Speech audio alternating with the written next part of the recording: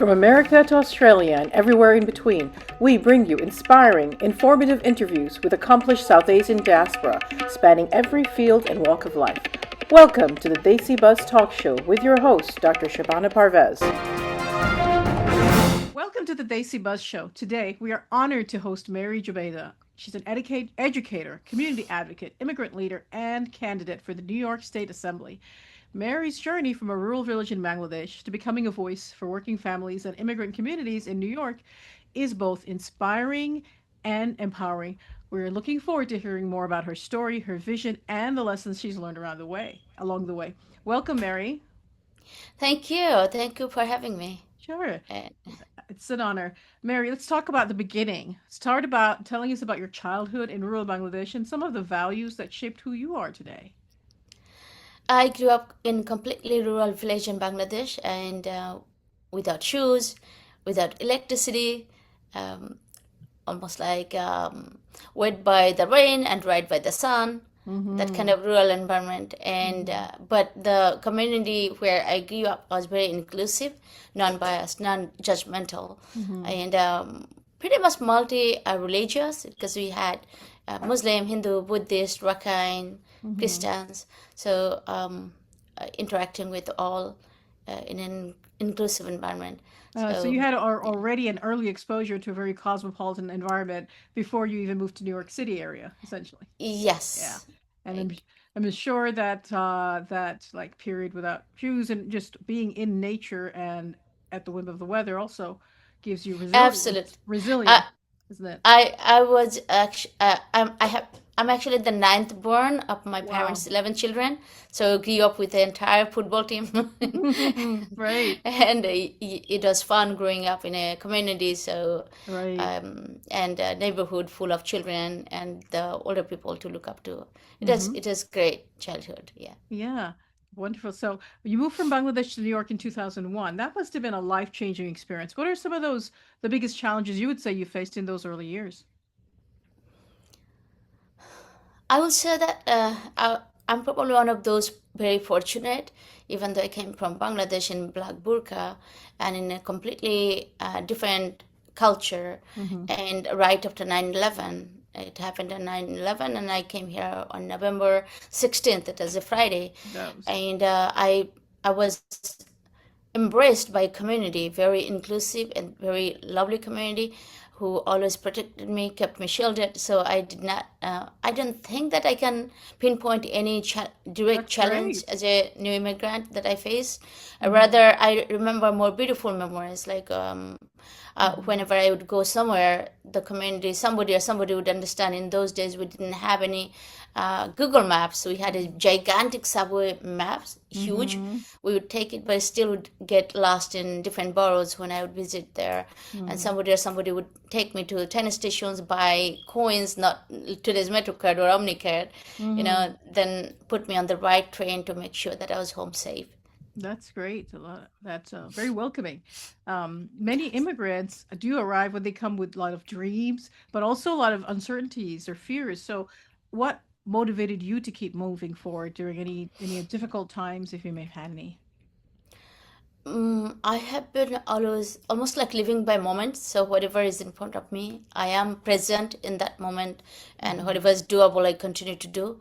This kind Mm-hmm. of personality I have. So when I came here and the community accepted me, I became part of it by default. Mm-hmm. And anything that I saw that did not feel like it was the right thing or a right environment, I would always try to make it better. So this is how like it was gradual but spontaneous the how I entered in activism and ended up in politics.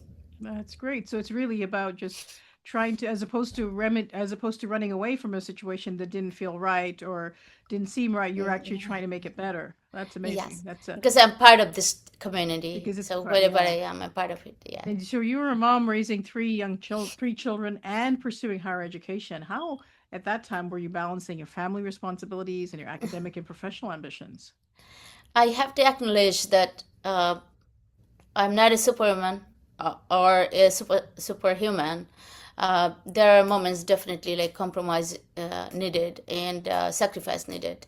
It's not only myself. I believe that is my entire family, my children and their father. We all together created a supportive environment Mm-hmm. where some expectation definitely was compromised. Mm-hmm. This is how I made it to all different fields that I'm currently involved in, and I'm Mm-hmm. grateful to have that environment and freedom and support Yeah, around you me. guess you got your bachelor's and your master's while raising a family. Now, so as I say, maybe if there are other non-traditional students who are watching this, what kind of message would you like to share with them? People who might feel, oh, it's too late to pursue, formal Oh no. education. I went to college with my firstborn in Starla, Mm-hmm. and uh, I will say that our journeys are unique, our pathways are different. So we are on our own timeline.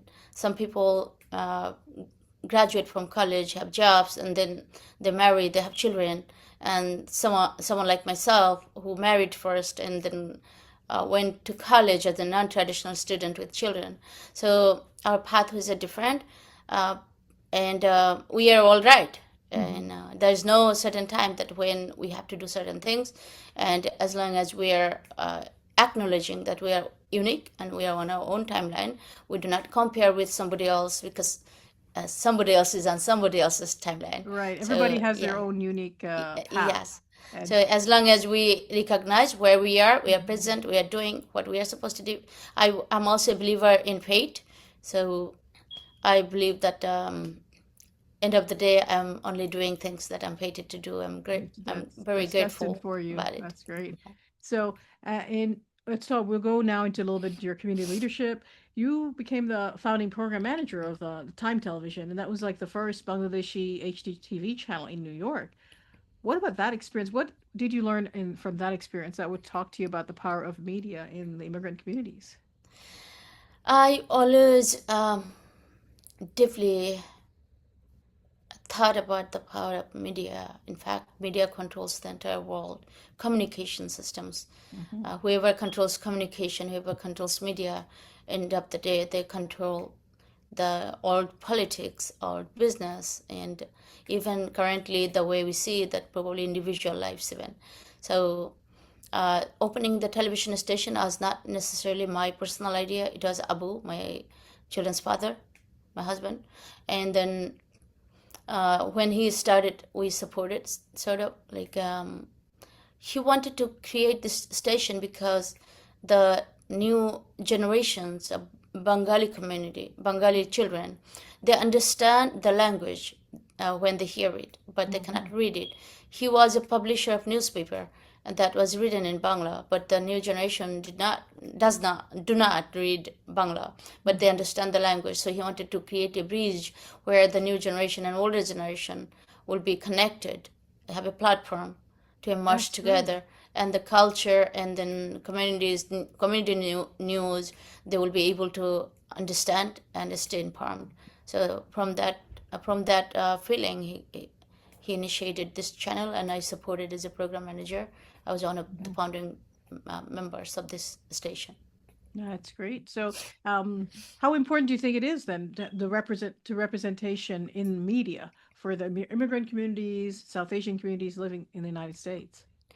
It is absolutely very important. I have been fighting for inclusive community, pluralistic inclusive community, and we cannot achieve pluralism in inclusivity unless we make sure that the representations of all communities who are involved, or all members of the group, are there. Everyone's Mm-hmm. voice is heard, and that's only practical and possible when we have authentic representation of that groups or individuals or communities. So in South Asians or non-South Asians equally. Like everybody's Mm-hmm. voice needs to be heard to make sure that we serve the people the way, respecting them, and they're respecting their culture and values.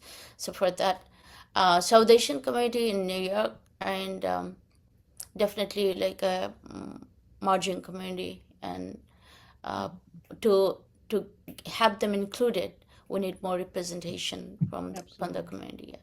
Hmm. You also did. You witnessed some healthcare challenges and issues when you were working at the urban health plan. What kind of healthcare issues did you notice or challenges in the immigrant and underserved families? while you were doing that? I am very grateful for my work with Urban Health Plan. It's a network of community health centers. We had 27 health centers in the underserved communities from the Bronx to Harlem, New York to Corona, Queens. So I worked in their outreach in external affairs. It did not only about health, it actually exposed me to all kind of inequality and discriminations that Mm, underserved community faced, whether it's food insecurity or schooling based on uneven funding or mm-hmm. even access to healthcare. Because I have seen many, even not only the immigrant community who face difficulties because of the language inaccessibility or the structural barriers, but also the black community. I met retirees who were not able to see doctors. For example, I saw one woman who had tumors growing on her wrist, and she was a senior, and she wasn't able to see a doctor because of the Mm, fear of co-payment.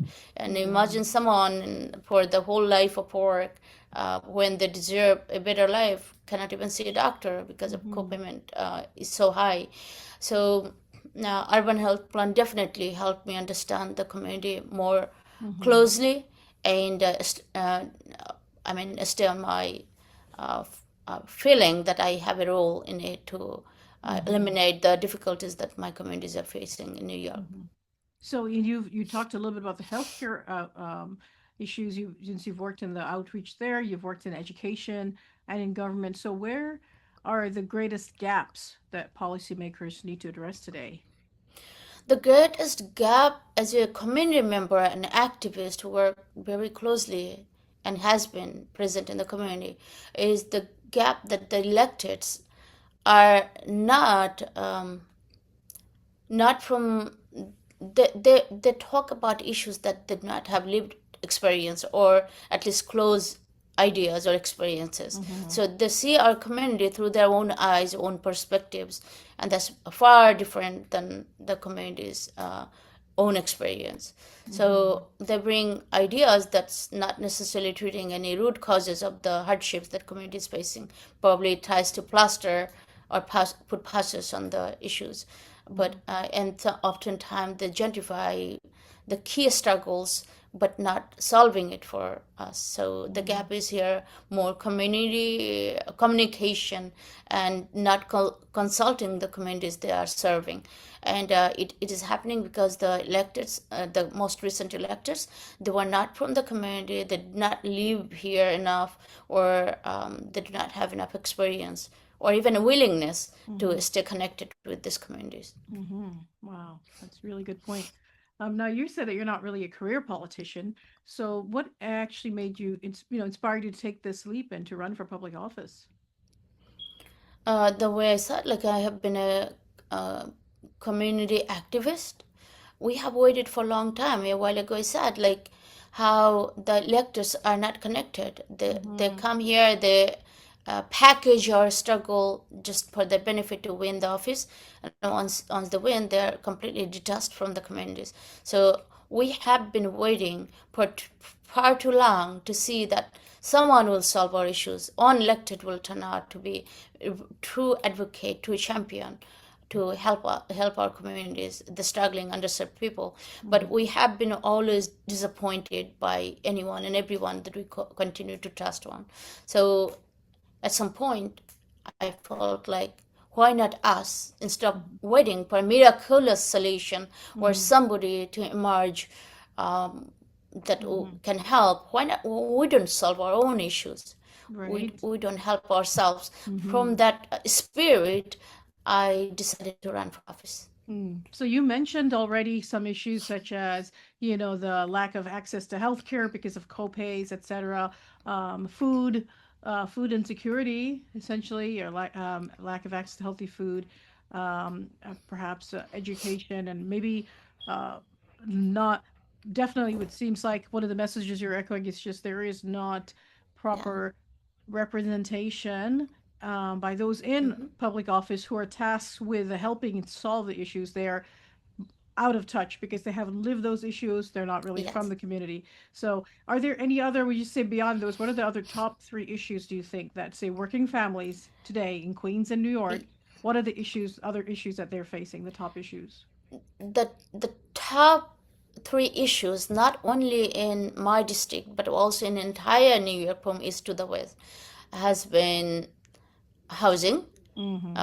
because our housing is completely gripped by the developers, the for-profit developers, and they are coming to our communities in the name of creating housing or affordable housing.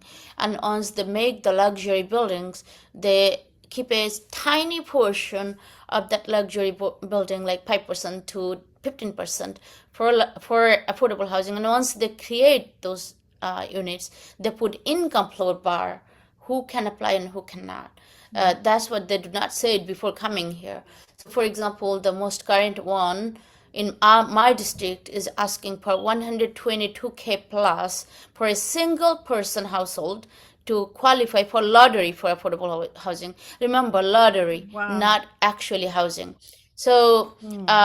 we do not know how Incredible. many people actually, like, rarely any person are in who are entry level job to qualify for even their lottery for affordable housing. So Mm-hmm. this is not affordable for us. This is a mockery. This is I don't know if it is cynical. Mm-hmm. So I will fight to drop the income floor from this affordable housing so that it opens up for our communities to anyone Yeah. to apply for, and also fight for deeply affordable housing that should reflect our community's income. And the second one, healthcare, I already spoke about. Like, we have some of the best healthcare providers and I mean healthcare centers in our world class healthcare centers in our district, even in Long Island City and Mm-hmm. Astoria. But when it comes to services, our local communities are not, either they find it too expensive to um, receive those services, or it is completely inaccessible for our Mm-hmm. local communities. So it's very discriminatory system. So I will fight for universal single payer health care so that everyone has access without any kind of copayment, because nobody invites diseases, and Mm-hmm. our healths are related to each other. We all ride the same subway, we Right. all get on the same buses. So Mm-hmm. on contagious disease untreated can actually invite an entire pandemic or a new epidemic. So we have to make sure that everyone has access to healthcare for everyone's Good. safety. And Yeah. finally, the school system is not equitably funded. Like, first of all, like this, Yeah. this is very discriminatory. The funding system is based on zip code, and our children are not born by the choice deciding which parents they want to be born to, or which Mm-hmm. neighborhood they want to be born to. It's just a coincidence. So the system funds the schools that are in a wealthy neighborhood versus the schools Mm-hmm. that are in poor neighborhood or underserved That neighborhood. seems to be So the backwards, children who doesn't have, it? Mm-hmm. Mm-hmm. yes, so the children who have early exposure to all the educational materials or all the opportunities, they have better funding, better access in the school as well. Whereas, like, children who cannot have access, or they are not exposed to educational materials or better child, well-funded childhood, they are the one whose schools are deprived of the right materials and right resources needed to do better in school and thrive. But end of the day, the system compares these two groups and decide one group is very brilliant versus the other groups. So this decision based on exposure is very biased. So I will fight for equitable uh, distribution of resources when it comes to funding to schools, Mm-hmm. to make sure that even though we cannot give the same family, same resources in their families, but we can at least offer them a better education, or at least quality education in the schools to all of Mm-hmm. our children. Yeah. Okay. So, how has your immigrant journey influenced your approach to leadership and policy making? Would you say is this because of you really are I feeling you're in the community, you're part of it, and you can see the real challenges? Um, I came to this country with visitor's visa and then converted it to V visa. From there, the immigrant permanent residency visa, I mean residency, and then citizen. So I have seen many different layers and stages to become Stages. American citizen, Mm-hmm. and that empowers me about the stages involved. More than one way. So, and also becoming a citizen in this country, um, it was emotional because I grew up in a different world, different environment, and I with love and pride in that birthland. And then there was a lot of decision making, and whether or not I wanted to be American citizen, give up allegiance to my birthland, to take allegiance to a new country. And from that moment on, it was definitely like involved a lot. Like I believe that maybe the sacrifice that is involved in this entire process will never be fully understood by people who are born in this country. Yeah. So as a result, they can easily curse this country. They can easily say, I hate this country, but we cannot, because it is almost like going through a heart surgery. We got a new heart, and we do not want to go through that surgery again. So we are preciously saving it so that we do not need to face the difficulties once again. So That's very so we interesting love this. analogy. Yeah. So as an immigrant, the way I love this community, the way I am concerned and caring that I have to make this is my home, and I do not want to change it again. So I have to take care of my home to keep it more livable, more accessible, Speaking of, more yeah. affordable for everyone. So speaking of it, making a more livable home, what does an inclusive New York look like, really to you in practical terms for everyday residents? One, I think you already mentioned, is affordable housing, and what else Yeah. does like inclusivity look like in New York?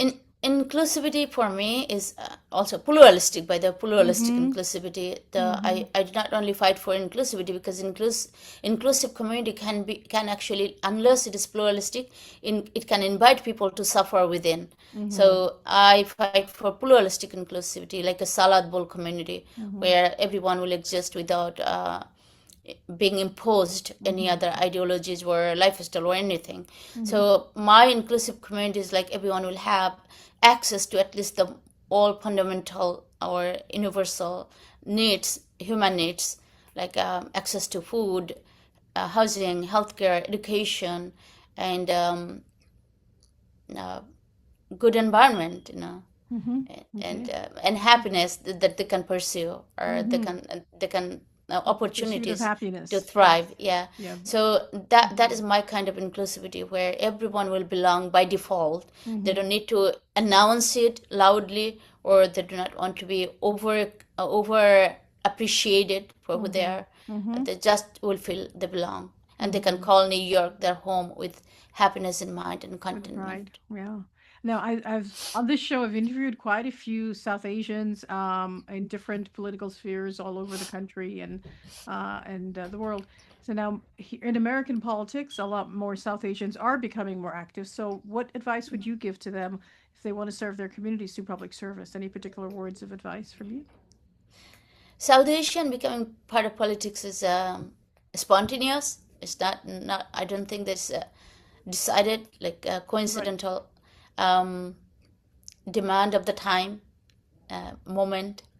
Mm-hmm. Um, Myself, and sometimes, like some of us came from countries that needed to be liberated. Like I Mm-hmm. know our ancestors fought against injustice, whether it's language based, whether it's border based, whether any kind of, or even within their own nation.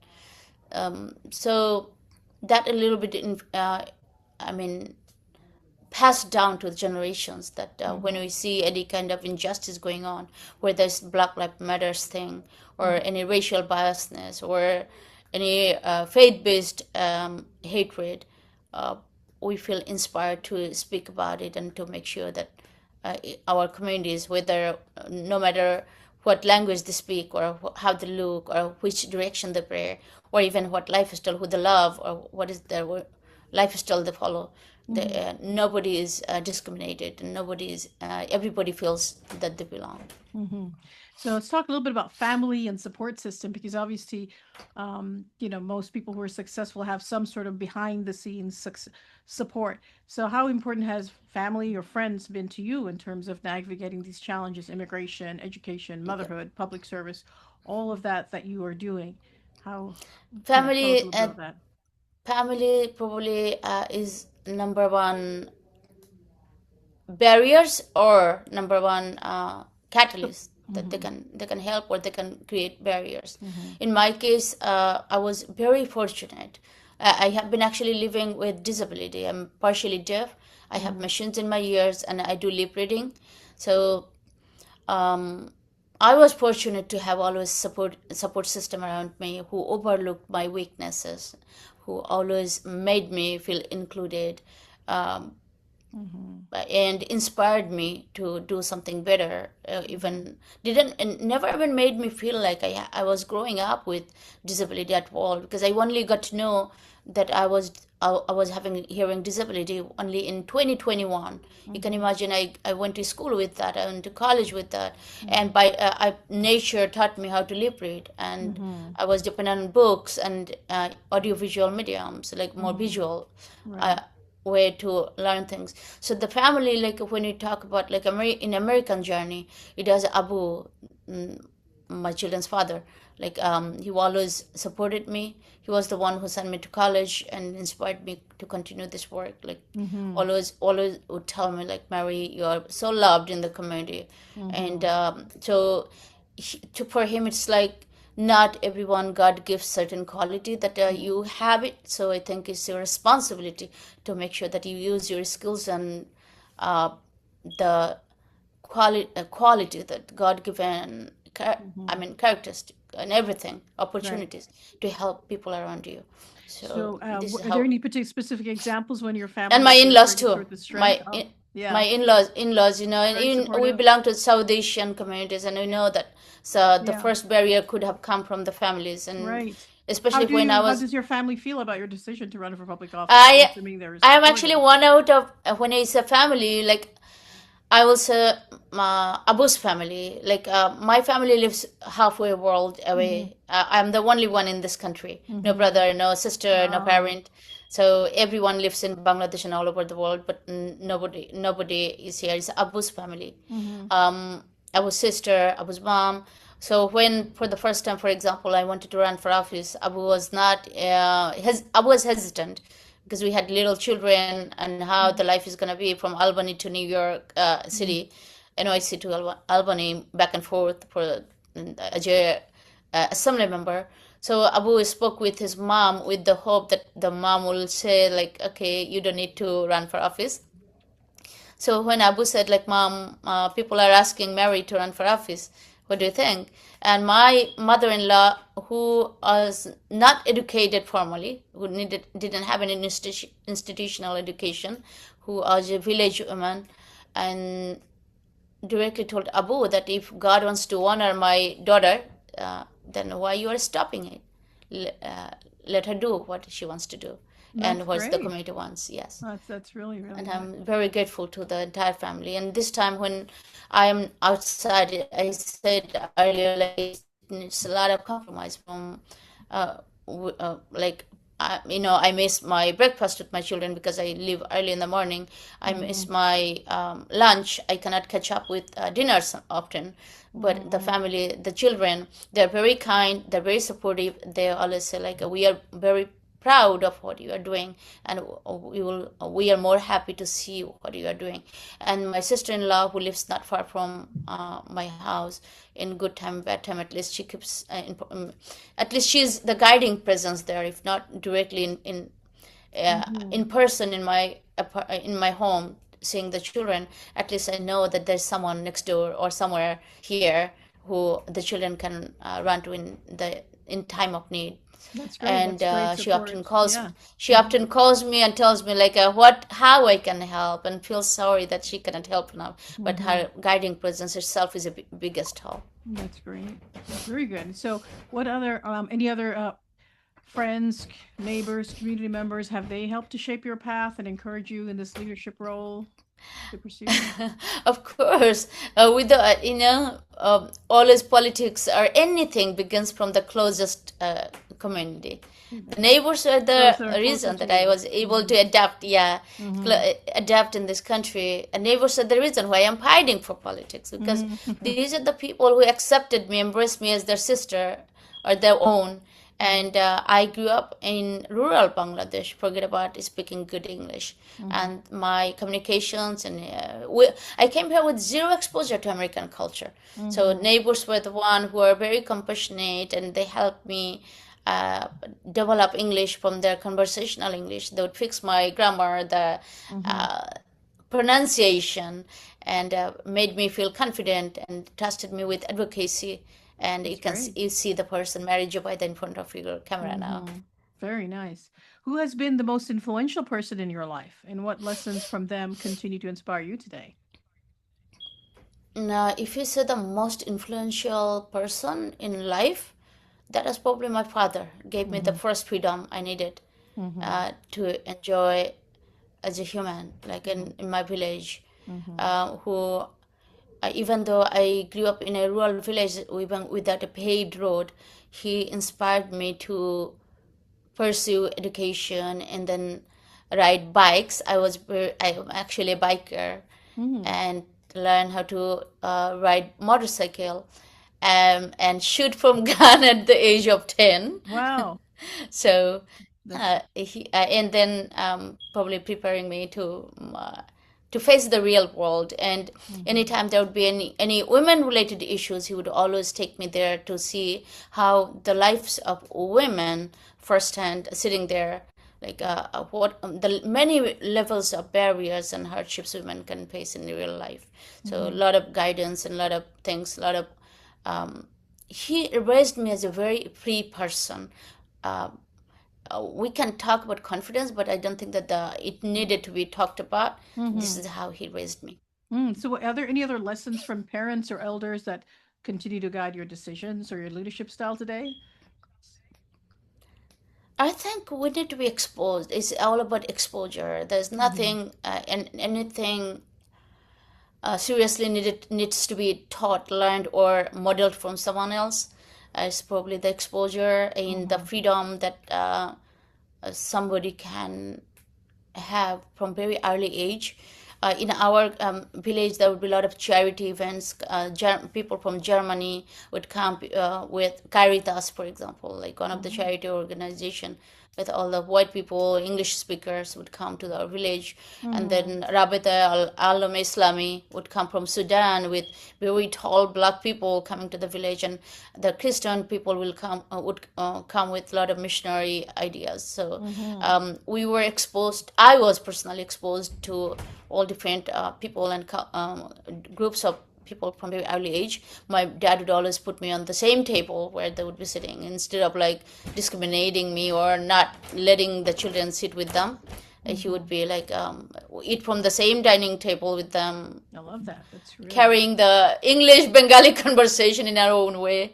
Nice. So I felt, I don't know, I never felt like I needed to learn anything Mm-hmm. specifically different. All Mm-hmm. I had that, like, I was growing You up with just kind of like observe activism a from lot very, of very early yeah, childhood. observation of what's around you. Yeah. So if you could Yes. have now some fun questions besides the politics and the leadership now, if you could have dinner with any three people, if they're living or dead, any historical figure or living, who would it be and why? Any three people. Maybe Malcolm X. Mm-hmm. Malcolm X would be the person. Mm-hmm. I would Anybody definitely else? want to You have up to three. You've got three Malcolm chances. X. After three, Mm-hmm. I had opportunity to meet many great people, from Dr. Yunus to know them from very close. Um, I usually like I'm not that person who usually model things from others much. Mm-hmm. I rather learn more from the communities and more from marginalized communities where I work. Like Yeah. that everyday experience shapes my policies, my ideologies, my So why views. Malcolm X? And let's say why Malcolm X? Malcolm X is on different here, because Mm-hmm. that was a time period when Mm-hmm. um, there was an uprising in Mm-hmm. black movement, and I read news articles how after even he died, how news portrayed him as not as a leader or amazing human that we currently hold him, uphold him to, but in a negative character. Mm-hmm. So I would sit with Malcolm X to probably talk about, like, To was get there right. really another way, a Right. creative way to keep him alive and achieve the goal that he was pursuing, by saying by any means necessary? Was there any means that was left out that actually caused That's an him interesting to be killed, perspective. instead Yeah. of instead of achieving that inclusion Mm-hmm. for black people in our community? Mm. That's an interesting question. What about, is there any one Bengali food that takes you back to your childhood? Childhood, I grew up with, I was actually a sort of omnivore as long as it was halal. So I would eat anything. I So you never don't know complained one or had specific any food that was like specific. your favorite that reminds you of. Maybe geese. I grew up eating geese. Okay, what is that? Ghee? Ghee, you said? Or Birds. The oh, geese, okay, birds. Yeah, geese. Oh, okay. That's yeah. interesting. Okay. You know the geese. Okay. All I right. grew up. I grew up eating wild food, vegetables, Right, wild right. Because fish, you're, wild yeah. caught fish, Uh-huh. wild hunted animals. So Amazing. Yeah, like living on like from the land. Yeah, that's great. yeah, all, so Yeah. a little bit about wildness is in me too. So what That about when actually you're helps not, me pursue things in energy. yeah, so Yeah. speak well, what would your children say is your best quality? And what would, or what would they tease you about? What would your children tease you about? I say it one more time. What do your I missed children the say? lip reading. Your children, what do your children say is your best quality? Or what would Oh. they tease you about? What would they tease you about? My firstborn calls me Barbie mom. She says, like, That's uh, cute. I am like a Barbie. Wherever Barbie goes, if there is no any solutions or any path, the path is created.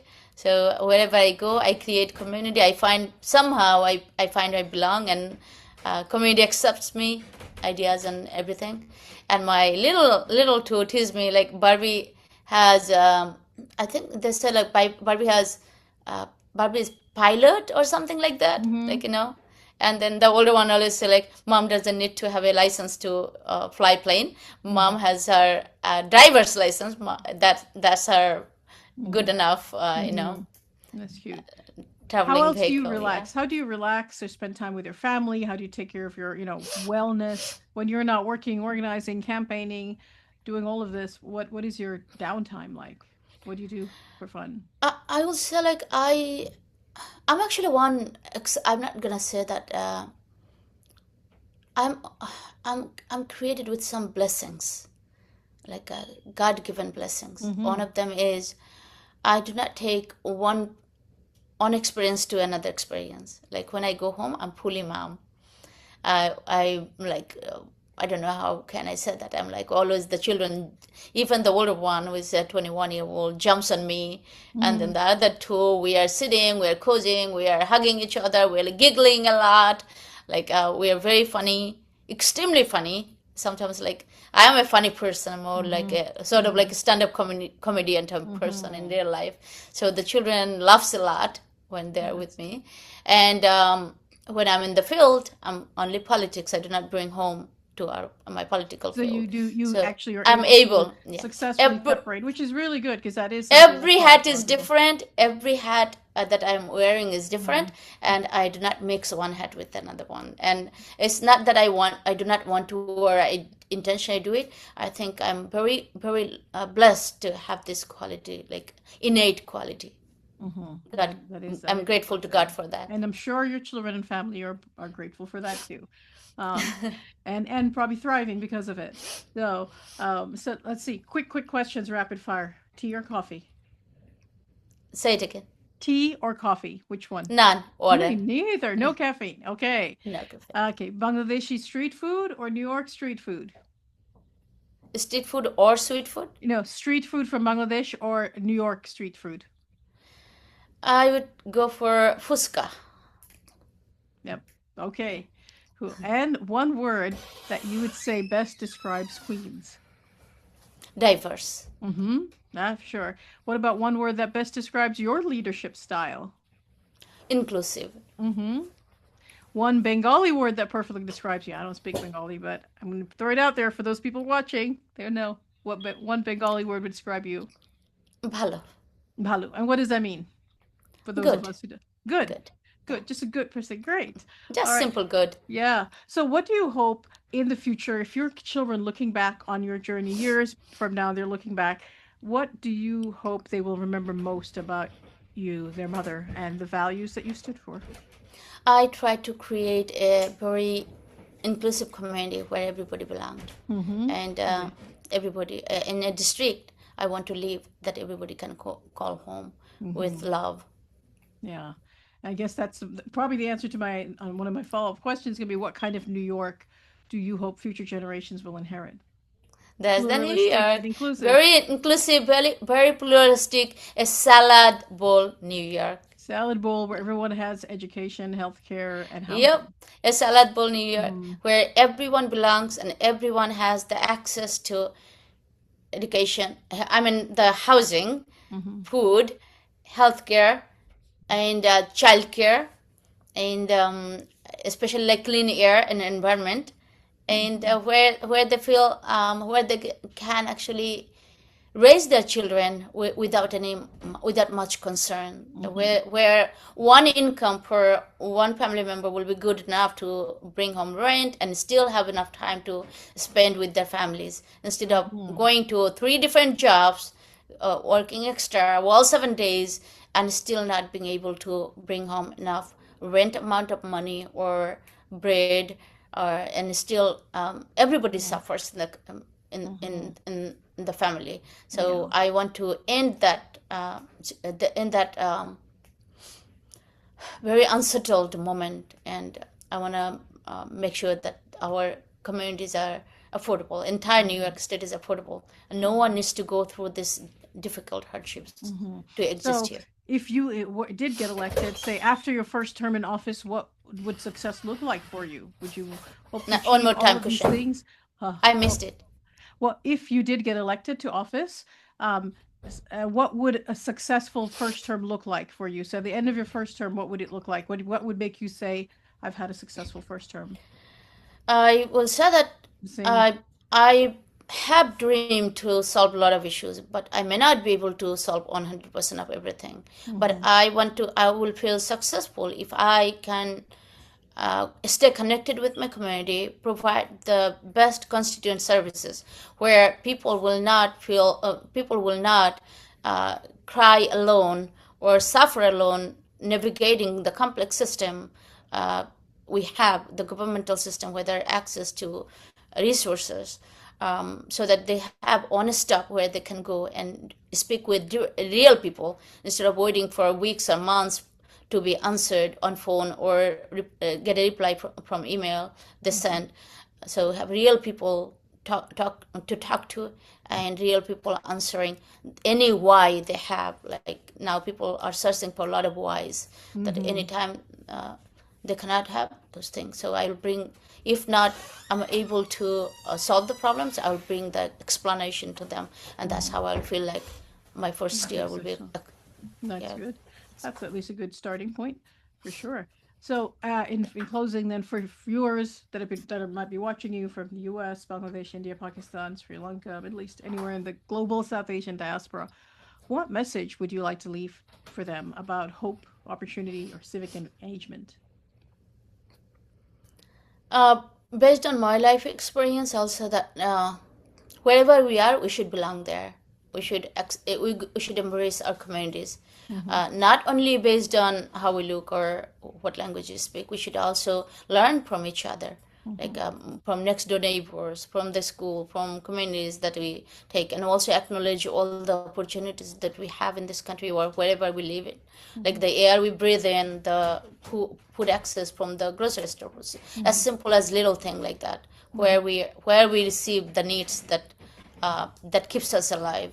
So based on that, we should actually form the alliance, the communities, and recognize each other.